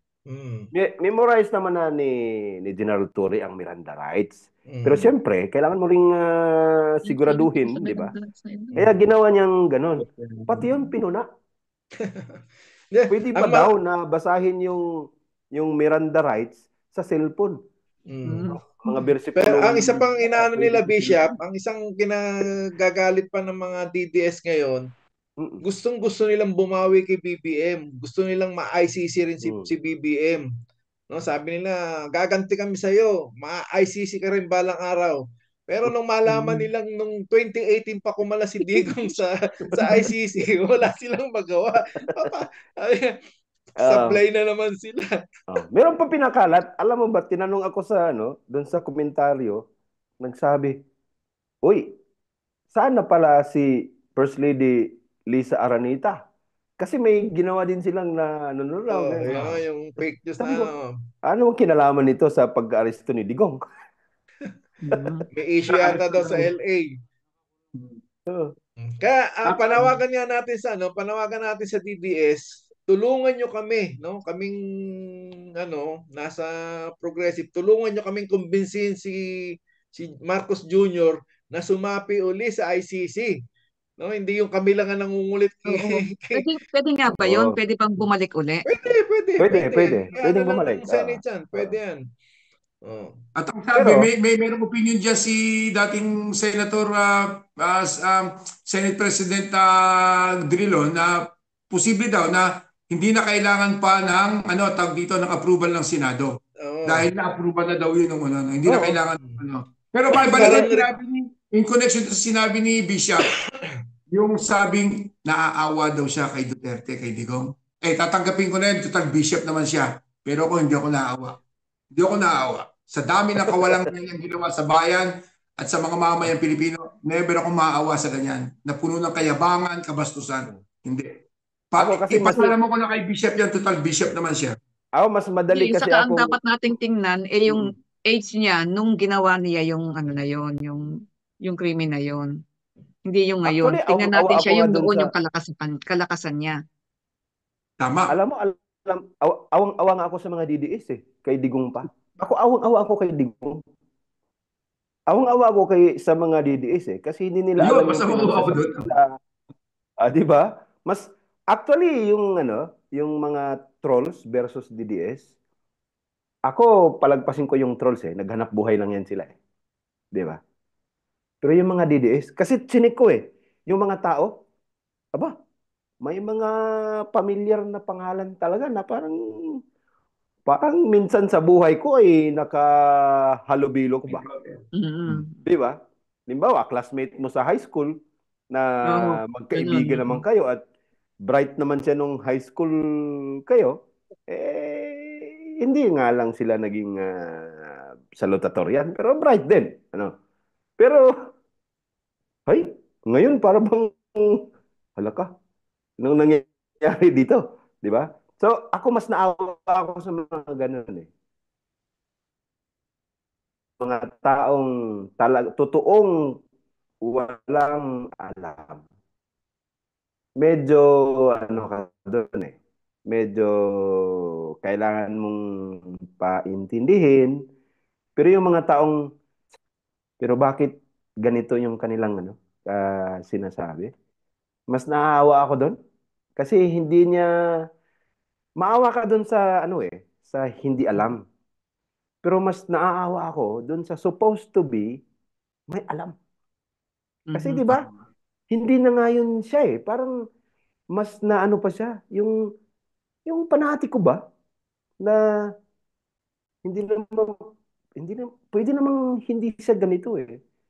Pero kung sa anumang dahilan eh mas naawa ako doon ng mga ganung tao na handang magpakamatay para sa kanilang ipinaglalaban na hindi nga sila kilala. Alam mo 'yon? Yung mga Saka Bishop, kapag wala na silang maisagot dun sa konteksto, dun sa mga usapin, sa mga issues, pinipersonal na eh. Tulad sa oo. akin, nag-post ako ng isang saknong lang na tula, isang saknong lang. Tinira na ako doon ng sabi yung nangyari sa anak mo hindi naman panahon ni Duterte panahon na ni Marcos, tas galit na galit ka kay Duterte. Sabi ko parang sinagot nung kaibigan ko tula lang naman, wala namang binabanggit si Ditz na kahit na ano diyan, kundi isang saknong lang ng tula. Hindi nila naintindihan kasi yung meaning ng tula Kaya doon ka titirahin sa personal, i-research na yung background mo, yung pamilya mo, yung sakit mo, lahat na. At iyon na ititira sa iyo. Ganun na. Kaya nga, di ba? Nung mag-post ako ng travel ko lang, kasi pinakinggan ko yung travel ko na yun, na iwanan kami ng train, papunta kami Amsterdam Pinost ko ngayon. Akala siguro nila, pero 2 years ago na yun, akala siguro nila, punta ako sa Amsterdam at maki-group hug ako kay Digong. Kaya ang sunod ko na lang na ipinost, yung na lang, I feel good.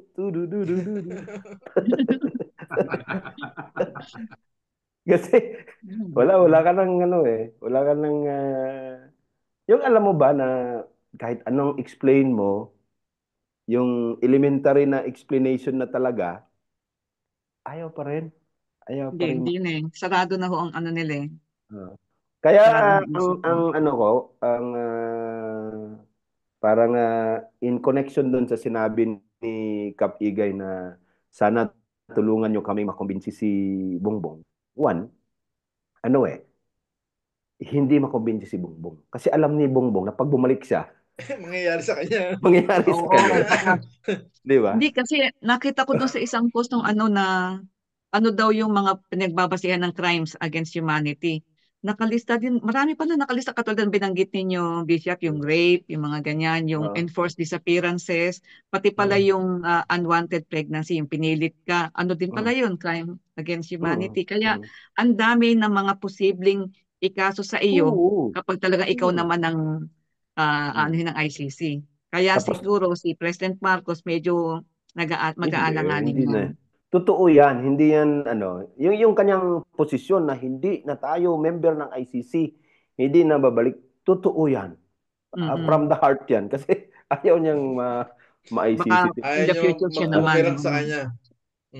Iyak yun Di ba? Katulad sa nangyari kay Harry Roque. Di ba? Advokasya ni Harry Roque noon na papasok tayo sa ICC. Tuwa pa siya. Doon siya sumama kay Digong. Tama lang na walang jurisdiction yung ICC. Hindi maganda yung ICC, di ba? Yung mga taong ganun. Pero alam mo, doon pa rin sa kay Kap Igay na mga DDS, tulungan niyo kami. Makakaya pa namin kayong intindihin. Naintindihan naman natin di ba? Pero yung intindihin natin sila, tulungan nila tayo na kaya pa rin natin silang intindihin doon sa mga sinasabi nila, etc. Kasi sabi ko nga, ang hamon sa atin, at ang realization ko halimbawa ay, yun nga, meron talagang mga tao na nabulag na sa kanilang pag-iidolo sa isang tao. May mga tao talaga na nakikinig na lang sa akala nila ay tama. Pero may pag-asa pa sila. Inamin ko naman to Ako naman noon may bowler din ako dito na pula pula at blue. Di ba? May bowler din ako dito At sinasabi ko rin na okay naman si Digong. Pero lahat tayo may pagkakataong magbago ng ng pagtingin. Kasi hindi naman pwedeng nakastagnant, di ba? So, ang hamon nga sa atin dito, di magpatuloy lang tayo. Consistent tayo na kahit pa sinabihan nilang Marcos na rin tayo dahil kontra DDS, sana ay magpatuloy tayo na magpaliwanag. Mahirap magpaliwanag. Ako nga, sabi ko, ayaw ko na kayang mag-post. Pero nagpo-post pa rin ako kasi sa tingin ko meron din talagang mga tao na maliwanagan pa. Meron. Kahit ako, Bishop, naniniwala. Naniniwala ako. Meron. Ang mga Duterte, mga loyalists, mga apologists, biktima rin lang sila ng sistema. Oo, biktima rin sila eh. Kaya nga, lagi ko sinasabi, pag ang inang bayan ang minahal mo, ang tawag sa iyo makabayan. Pero pag ang isang politiko ang minahal mo, ang tawag sa iyo panatiko. So mamili sila. Di ba? Pero ano din alam mo, dahil din yan sa mga social media, disinformation, etc. Ang mga iba din dyan talaga, dahil nga pa rin sa sistema hamak mo yan na si Duterte noong isang anong typhoon ba yon from Davao nagpadala ng tulong doon sa kasi hindi naintindihan ng karamihan yung yung kung saan galing yung pera, hindi naintindihan ng karamihan na hindi ka pala dapat parang utang na loob mo na sa isang mayor, sa isang senador, sa isang presidente, kung bakit may ganitong benepisyo kuno na natamasa ikaw o ng taong bayan. Sistema yung problema sistema Kaya for me, hindi ko pa rin tudo-tudong sabihin na wala talaga tong mga taong to kasi sistema So kung sino yung makapagbigay ng kahit half a kilo rice sa panahon na siya gutom, sasambay niya. Ano na yun.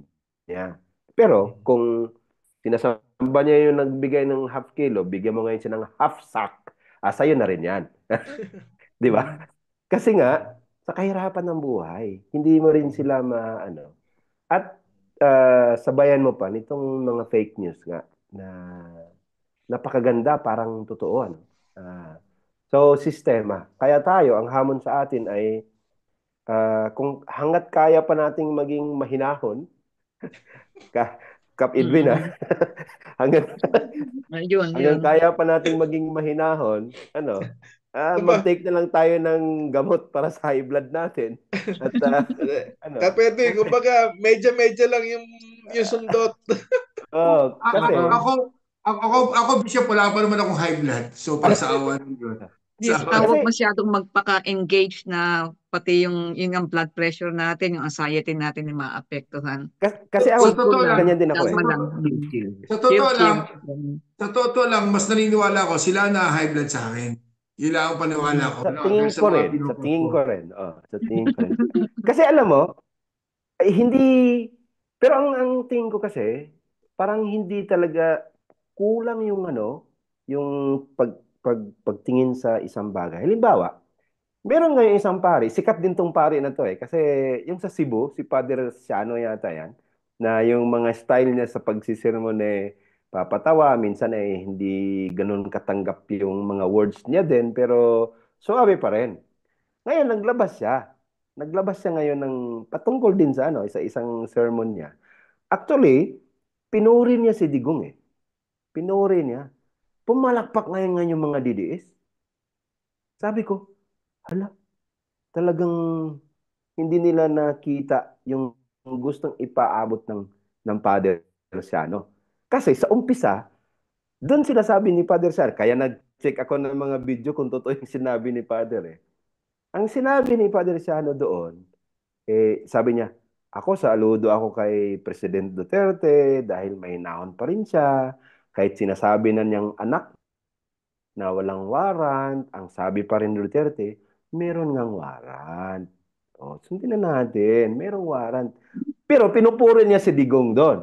Tapos sinabi niya, pinupuri pa niya si Digong, sabi niya, purin-puri ako kay Digong kasi yung dinakip na siya pero nilecturean niya pa yung police, etc.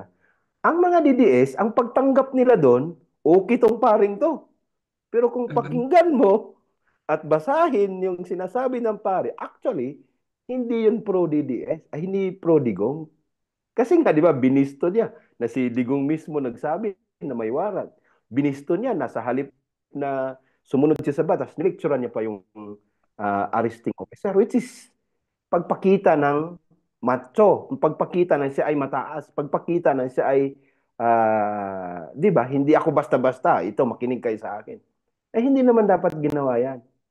Di ba? Yun ang message ng pare. Pero kaso lang ang ganda at ang galing ng pagkasabi ng pare, nag-umpisa siya doon sa pinupuri niya si Digong, hindi ngayon makikita ng mga tao na yung pala ay, kung tingnan mo, binira pala si Digong at anti-Digong yung pagkasabi na yon. Pumalakpak sila. Ang isa doon, pang parang pang bright audience yung ginawa ng pare. Kaso hindi nga. Hindi ko yung nasasabihin. comprehension mahina. Hindi ko nasasabihin. Pangit ang paputunguhan Yung maganda yung sinabi ni Ditz, yung comprehension ng di ba? Na yun yung isa. Pero sa atin nga hamon din yun na sana ay masabi natin yung gusto nating sabihin na may pika pero pwedeng may mga tao ding yung ang maging response nila ay oo nga no. Parang ganon. Kasi kung todo mong birahin katulad ng ginagawa ng mga kita mo yung pero yung mga DDS, kahit pa DDS pwede namang sige lang. Baka naman may mga kadugo sila na makapagsabi sa kanila, mga relatives sila na makapagsabi sa kanila na may pinatay din pala. Silang na relatives nila saan man. Hindi lang nila alam. Yeah. Okay. So, updates, may mga niyata sa comment section. Alay, merong magandang Teka, nawala din Yung kay Chairman, kay Chairman Gary. Ang patingin niya. Ito ang sabi niya. Warning to doon sa mga DDS daw na nag-a-apply ng citizenship sa Europa. Meron daw isang case sa Canada na na-denied ang application for Canadian citizenship dahil sa pagsuporta nito sa Operation Tokhang. So, ibig sabihin, maski sa ibang mga bansa, minomonitor. Oo. Alam nila yung nangyayari sa Pilipinas. In fact, yung husband ng anak ng employer ko, nakita ko kanina sa pharmacy. Sabi niya, meron daw confusion ibig sabihin, may kaguluhan sa Pilipinas. Sabi ko, hindi naman totally kaguluhan, kundi inaresto kako yung wanted sa ICC na dating presidente. Sabi niya, ano ba yun? Sabi ko, guilty yun. Sabi ko, kasi criminal yun 35,000 ang pinapatay ng Pilipino So, justifiable na arrest siya at iliti siya doon dahil hindi kayang litisin ng ayos doon sa hustisya ng bansa namin. Sabi ko sa kanya. Dapat talaga ipaliwanag dahil saka wala kang makapagsampa ng kaso sa Pilipinas, di ba? Dahil hinaharang na kaagad. So, saan magsasampa ng kaso ang mga biktima? Siyempre, doon sa labas ng bansa, sa ICC na. Ultimong may mga Italiano rin na aware sila sa nangyayari. Dahil siyempre, meron mga Italiano na may pagka-righties ang mentalidad. So, siyempre, yung mga ganon, pumapabor sa mga ganitong gawain ng pagpatay. Sa mga ganitong saka na-feature na rin si ex-president sa sa mga magazine dito, saka sa dyaryo. Yung kainitan ng Tokhang nun. Oo, kaya kilala alam ng tao Si Duterte, naging alam Marcos din siya Di ba si Marcos napatalsik through people power, siya naman nalitis through ICC. So, the first Asian First Asian na huli o inaresto pinaaresto ng ICC. Minsan hindi ko maisip kung saan hinahagap ng mga kababayan nating Pilipino, mga kapwa OFWs natin dito sa Italia. Labas na yun sa ibang bansa na proud pa sila na pagpo-post sa kanila mga ganun. Samantalang sa mga diaryo dito sa Italia, pinag-usapan na. Dito sa lugar namin, dito sa Toscana, cannibal pala yung yung presidente ninyo. Dahil pinagmamayabang niya, kakainin niya daw yung gano'n, papatayin niya at kakainin niya, yung puso at saka yung di ba? Pinagmalaki pa niya yun Cannibal pala yung presidente ninyo. Hindi mo masisisi dahil yun yung termino ginamit ni Duterte na translated sa Italiano. Which is, talagang kung i-accept mo, ganun nga talaga, yun yung panahon na pag maisipan mo lang na magkape at magkapuccino at magkorneto sa bar, minsan nahihiya ka dahil alam mo, doon sa dyaryo nakahatag doon sa bar, nakaplanta yung mukha ni Duterte, nakakahiya. Dumating sa punto. Kaya pagpasok mo, nakatingin lahat sa'yo, no? Oo, dahil alam na Pilipino pa di ba? Yung presidente naman ito. Nangyari sa akin yan. Nangyari sa akin yan sa bar. Nangyari. Tapos, dumating pa sa punto, nakakahiya uli noong 2022. Na kung saan sabi nila, di ba, anak yan yung diktador na pinalayo sa Pilipinas na nagnakaw ng bilyon-bilyon, bakit inihalal niyo uli? Sabi ko, hindi ko binoto yan. Hindi namin ibinoto yan dahil alam namin na totoong anak ng diktador at magnanakaw yan. Di ba? So, hindi pa bagay na bilang isang mamamayang Pilipino, dayuhan, talagang minsan nakakahiya. Hindi ko alam kung saan kumahanap ng kapal ng mukha yung mga kababayan ko Pilipino dito. Na proud pang isip na sila. Marcos na kaya ang payo natin sa mga kapwa natin OFW na DDS, tigilan nyo ng katatawag ng bangag kay Dayunyor at baka pagtripan na naman kayo. Hindi sa sabi pa kapag against ka sa EJK, ano ka rin daw, durugista ka rin. Adik ka rin. Ako nga, di ba? Sinabihan akong adik ka pala. Nabasa ko yun. Sabi ko, sa mukha ko pa namang ito, na parang mas dahil sa nasa Europe tayo, medyo gumaganda-ganda mo konti yung mukha natin.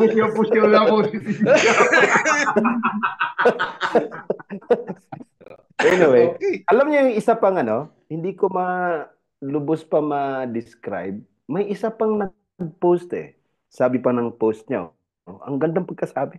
Sabi niya, naisahan na naman sila. Ang tatalino talaga ni Tatay. Oo, yun. Fake news din yun Yun yung bishop yung tungkol sa Article 59. Oo, yung nagabuga-bugaduhan, nagatuot-tukihan. Yun yung tungkol sa Article 59. May isip pa yung sa botohan daw, yung dalawang judges na hindi daw pumabor. Kaya hindi daw legal yung yung pagdakip na to, yung pag-aresto na to dahil yung dalawa daw sa judges ay hindi pumabor. Ewan ko kung saan nila nakuha yung na yun. Ito lang, maisingit ko lang itong usapin ito kasi may nakita ko sa Pilipinas na sabi ni Sara Duterte, malamang, most probably, siya daw ang kasunod na isa sa magiging lalabasan ng arrest warrant ng ICC. So, bakit mag-isip ng ganun? Ibig sabihin, guilty ka. Di ba? Ibig sabihin, hindi na mahirapan ng ICC. Nasa Netherlands na siya. Nasa The Hague na siya. Hindi, si Sara Duterte. Hindi na mahirapan. Nandun na. Nandito na sa The Hague. Pero although na-expect niya, daw din yung, kasi nga, sinama sila ni Trillanes doon sa sa complaint nila sa PCC, di ba? Dinagdag siya. Alam niyo kung siya ay patuloy yun. Sige po, Bishop. Alam niyo kung ang ICC ay may ugaling Pinoy? Wala na. Ando na si Midaldia. Ando na si Sara. Di ba? Wala. Pero hindi ganyan yung ICC. May proseso. Sa Pilipinas, papunta ka lang sa, anong tawag ng pulis? Inimbitahan ka lang Hindi, ang sa atin sa Pilipinas, isang oras, baka may warrant ka na. Imbitado ka sa diba? Presinto, sa presinto ka na magpaliwanag. Tapos diba? Pagdating mo sa presinto, sige, ikulong na yan. Diba? Tapos yung na i-abduct ka muna bago ka... At saka, ang mabigat pa sa Pilipinas, iimbitahan ka pa lang ng pulis, pupusasan ka na Wala namang mandato di arresto, di ba? Buti na lang, hindi ganyan ang ICC, Okay. So, anong natin? Cap Ditz, Cap Edwin, Bishop. Final words. Final words. Si Bishop muna. Hindi siya Ladies first. Katulad na nga nung ako na mauna para kapraso lang. Tulad nga nung nasa konteksto natin, yung kasabihan na justice delayed, justice denied. Pero siyempre aasa tayo dun sa justice granted. Yun lang, sana nga ay magkaroon ng katarungan yung mga pamilya at ang biktima ng EJK. Kasi talagang sa tagal ng paghihintay natin, eto na yung simula at sana magtuloy-tuloy na. Yun lang. Bishop? Sa akin naman pipilitin kong short. Sa mga nangyayaring ito, sana yung mga DDS o yung mga nagtiwala pa rin sa mga Duterte at sa kay Digong. Alam kong hindi madali sa inyo. Pero simula ngayon hanggang kung kailan matapos yung paglilitis kay Digong, sana ay mag-isip-isip na rin kayo. Ako, sigurado naintindihan ko kayo na yung nga tawag nun, kasi tatay nyo, idol nyo, na Aristo, alam kong nasa peak kayo ng emotion ba? O damdamin, etc. Pero sana, kasi pagkadating ng 1 week niyan, 1 month, maging taon na, ay sana matanggap nyo na rin na ganito at talagang wala na magawa. Pero maliban dyan, sa halip na sabihin ninyong kasalanan na bangag ba? Yung tawag nila. Kasalanan ng politika or kasalanan ng mga makakaliwa, mga progresibo, etc. Sana ay mas pagnilayan nyo at balikan nyo, tingnan nyo yung mga pangyayari. At sana maintindihan nyo na may katotohanan at may kamalian. At yung tukhang, yung EJK, yung mga ano pa man yung mga sinasabi ni Digong noon, ay matutuldukan na nga. At may katapusan na. Kumbaga, kung sa kung sa parlance ng church yan, may simula at may katapusan, sabi ng Ecclesiastes . So, sana ay magnilay, simula ngayon, simula bukas, o kung kailan na mag-subside naman na ang paandarin. Salamat. Sa akin naman, isa lang ang hiling ko rin, sana humaba pa ang buhay ni Digong. No? Hindi naman sa syempre, para din na yung makita niya rin yung hustisyang pinagkait niya sa mga libu-libong namatay sa madugong war on drugs niya. At syempre, ako nandun din na support ako sa mga kababayan natin DDS kung gusto nila ipanalangin si Digong. Sana sasamahan natin sila na manalangin na sana makita nga ni Digong yung talagang pagkakamali niya. Kasi walang silbing panalangin kung hindi mo sasamahan ng pagsisisi. No, kumbaga papanalangin mo tapos walang yung tao na magsisi sa ginawa niya. Doon pwede nating sabihin na kasi kung mananalangin lang sila na para makalaya, salat yung panalangin na yun. Kumbaga, panalangin natin yung tao na magbago siya, tanggapin niya yung pagkakamali niya, pagsisihan niya yung mga pagkakamali niya. Aminin niya na nagkasala siya. No? Kasi andito na yung mga isagalit ka ng mga nanay at kapatid o asawa ng mga biktima, iba na yung iniisip sa kanya . No? Ipairalin pa rin natin yung pagiging Kristiyano natin. Para yun lang, sana humaba pa rin ang buhay niya. Kapedwin. Naman, yung tulad na po sa wall ko, dahil nga na-arrest na si Duterte, si Digong, na ang pag-aresto kay Digong Duterte ay hindi laban ng Marcos versus Duterte. Ito usapin ng hustisya para sa mahigit 35,000 Pilipino na kinatay na parang mga daga sa pamumuno ni Digong through his war against drugs, EJK Tokham.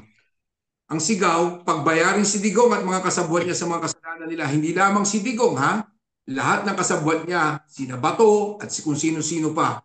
Hustisya para sa mga biktima ng EJK at sa mga pamilya nila. At sana rin, ang pagkakaarestong ito kay Digong ay magsilbing aral sa mga leader at sa mga politikong nanunungkulan sa ating gobyerno sa Pilipinas na ang sino mang mga leader ng bansa na umaabuso sa kapangyarihan ay may katapusan at may kabayaran. At ang ending ko sa mga ka-DDS, sabi ni Kapegay, sana'y humaba pa ang buhay ni Duterte. Ako naman, mas realistic ang mensahe ko sa inyo mga ka-DDS. Huwag na kayong umasa pang makakauwi ng Pilipinas ang Tatay Digong ninyo. Hindi na. Tulad ng sabi ni Justice Carpio, malabo ng bitawan niya ng ICC. Diyan natutuwid ang paa niyan. Tandaan ninyo. Tandaan ninyo. Huwag na kayong umasa. Okay. So, may mga panawagan tayo, Kap Edwin? Oops. Panawagan. Dali lamang nga. Medyo nalibang ako eh. At sa ating po mga panawagan, ang patuloy na panawagan para sa pagpapalitaw kina Badzu de Jesus at Dexter Kapuyan, pati na ang iba pang desaparecidos na ngayon ay may bilang na 14 sa ilalim ng gobyernong Marcos Duterte, magpapatuloy ang mga programa at pagkilos, pati na rin ang paghahain ng mga petisyon para sa advokasya ng pagpapalitaw sa mga sapilitang iwinala ng Estado at paghihintay na maigawad ang hustisya. Sa Marso 23, simula ika-2 hanggang ika-6 ng hapon, magkakaroon ng Women's Day activity sa Parco de Levalli, Conca de Oro na nagmula sa iba't ibang panig ng mundo. With mga migrante at Gabriela Roma, inaanyayahan pong lahat na dumalo, lalo na ang ating mga pinagpipitagan ng kababaihan. At tulad ng lagi naming habilin, laging subaybayan ang ugnayan sa impapawid ng Radyo Roma tuwing Huwebes, ika-9 hanggang ika-10 ng gabi, although medyo late po tayo ngayong gabi. At maraming salamat sa patuloy na sumubaybay kahit late tayo ngayong gabi. May panawagan ako, isa pa. Sa March 22 po, dito sa Bologna, meron po kaming isang event, simpleng event lang po para sa mga kababaihan na gaganapin po sa Teatro Parroquiale ng San Andrea, dito sa Treno de la Barca, kung saan malapit po sa opisina ng FedPub. Ito po ay may titulong La Donna o Ang Babae, isang selebrasyon po para sa pagpupunyagi ng mga kababaihan. Ito po ay art, fashion, and music kung saan po ay i-feature natin ang isang exhibit ng mga gawang Pinay, yung mga paintings at saka po likhang kamay din ng mga ating kilalang mga modista, si Annie Capres at saka si Jocelyn Gacad, ate couture, at ang ating baritone singer na si Leo Logdat. Aawit po siya sa saliw ng tugtugin ng pianistang si Maestro Simone Marciali. Kaya yung mga may pagkakataon pong mapasyal dito sa Bologna sa March 22, 4 to 6 p.m. po ito. Maraming salamat po. Okay, pagkain ng buhay, Kapedu.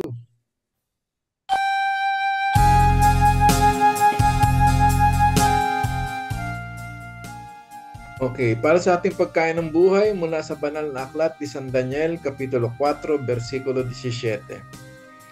Ang hatol ay sa pamamagitan ng pasya ng mga bantay, at ang utos ay sa pamamagitan ng salita ng mga banal, upang makilala ng mga may buhay na ang kataas-taasan ay nagpupuno sa kaharian ng mga tao, at binibigay niya ito sa kanino mang kanyang ibigin, at itinataas niya sa kanya ang pinakamababa sa mga tao.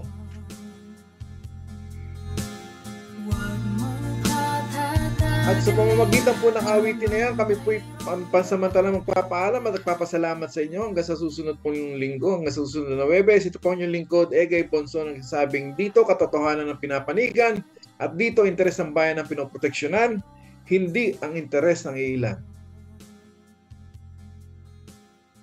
Ito naman po si Edith Centeno de Jesus ng Bologna at muli po nagpapaalam, pero umaasa pa rin po na sa mga susunod pang episodyo ng ating Ugnayan sa Himpapawid ay nariyan pa rin kayo at sumusubaybay. Magandang gabi po sa lahat at magandang umaga sa Pilipinas. Bishop?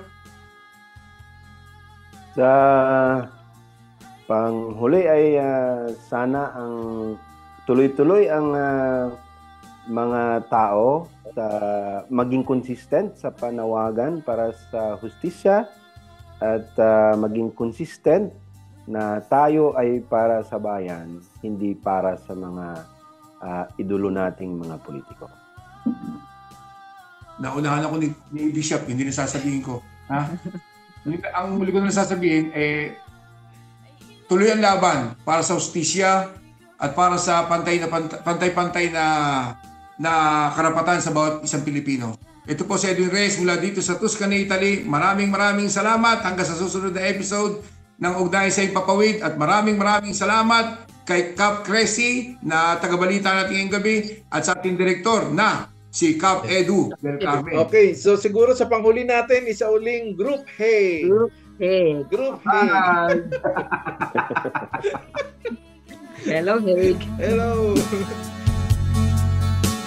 Huwag mong patatagalin habang mayroon ka pang pagkakataon.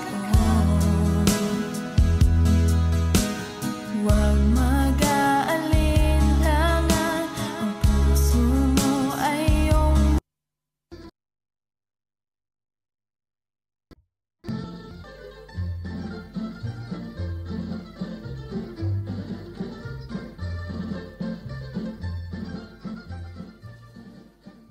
Ang ugnayan sa Himpapawid ay inihandog ng umangat ang ugnayan ng manggagawang migrante tungo sa pag-unlad.